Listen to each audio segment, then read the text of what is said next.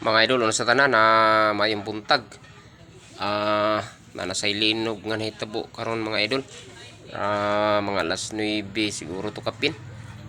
Wala gi klase ron mga idol, gipapauli ang mga bata tungod sa linog o patakan gi papauli ang mga bata kay base niya kuno simbako o duna pay sunod atong linog. Sus Ginoo ko in taon paita gintaon ning linog mga idol. Pili ginalim niya ilabi na to katong babae ba mga idol ba nga nagsigig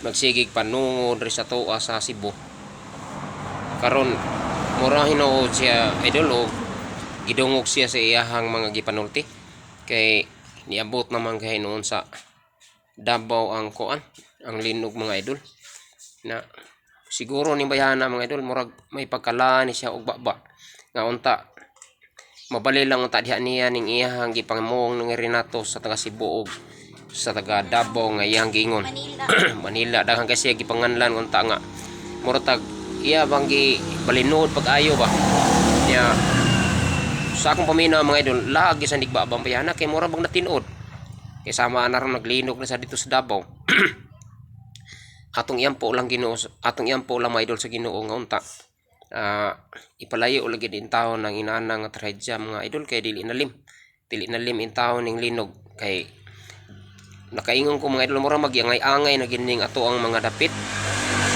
sa linog tungod baka sa mga tao nga nakalimot na gyud sa atong Ginoong Dios o ang ilabi na gyud ning uban nga nag-content creator sila nya murag sobra na gyud kalaway ang ilang gibuhat ba okay ra mo ta na mag-content creator ta pero dili to palabanan nga murabag halos na lang ta maghubo sa tibok natong lawas nya dili na maayo murag ang atong Ginoong Dios ana wala makaayo na sa atong gibuhat okay lang ta siguro kung kanang nag-content ta nga naa pagisay hapin sa atong lawas murabag may respeto pa ta ba madili na masubraan sa atong pagkauaw sa atong pag-content mo ni bitahin karon nga dunay na lang nag-ingon nga pahunungon ako no sa content o kanang sayo-sayaw.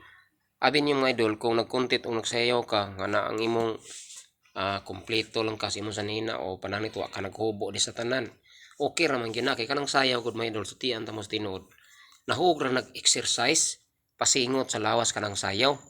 Pero kining uban ko sad hugaw na magisad kay ning ilang content.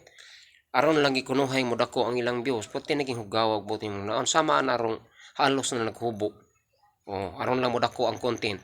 Og ilabi na balikon to nako mga idol katong babae nga sobra kabatik kini iya. Ningon siya mga idol na abot naging panahon nga murag nahadlok na gyud siya nato mga idol kay ingon nun siya. Nakakita ang taga Cebu kay nanaad kuno nga patyon gid siya. Iya na kuno ipa-MBA na ba to niya nga muna tato pa nadlok siya sa iyang gibuhat. Ug nganong nagbuhat man siya sa ingon ana nga mahadlok man di siya nga patyon siya sa mga tao. Natural man sa gid siya nga angay na gisa siya patyon. Kinsa may malipay niyang gibuhat niya nga ang atong dapit kaloy-ana na kaayo.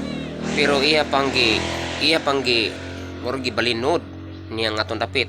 Og ilabi na atong tao nga usasad maidol nga labaw pa sa nga boringog kukutok katong laki o bayot ba to siya nga ningon siya nga ang mga vlogger kuno kun mutabang kana ako nung ipaniya kanang insakto gi kunong mutabang ipaniya kay ipaniya so pa kuno ilinog ang iya kunong kinaon kay apritada ba to inasal ba to ingon niya nya karon no kuno nga gitabangan siya mga vlogger ipakaon lang kuno siya sardinas sa laktot pagkasulti mga idol kung ikaw naa ka sa kalisod og nakinhangan ka mga nigtabang ngadto sa imong isig ka tawo ang kutob sa naa dawata dili kay hinoy nagngayo og tabang ika pay mag-inarte ika pay nay mangayog mga adobo papalang ito inasal ba ug kun dili kamo kaon anang gihatag nga sardinas kay gusto nimo adobo unya wa man diha siguro nimo buangon ka no buangon ka manggignaong may pagmukhaog kag tae siguro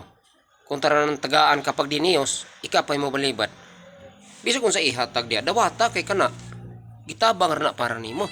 Ug kung naam de kay kaya nganong dawaton man nimo may kaya makadaya ka. Sige kaw kadubo diha bisag gilinog ka na diha. Imo man nasud sa imong utok diha nga buringogon may lang pariso na tong babae sad nga labaw pa sa buang-buang. Buang-buang itong bahana sad. Na magpari siguro mo kay pareha mo kini iya. Kunin nakalisod mga idol, hinaot ta mga idol nga dili managhan ni ang matang sa tawo ngin ani. Kay managhan ning porma sa tawo. Murag may siguro ning hiposo na lag hinihine kay makahatag nig labad sa atong dili na dili kinalinggo ning giagian tag linog ni karon balik-balik pa gani ang linog niya napay bati kay mga batasan nga ni salot lang aning atong kuan nato. Dinla ko kutob mga idol ha, daghang salamat. Usba na kog sulti kanang naghatag og labad sa hiposa na ninyo mahimo aron way dahan langas ba.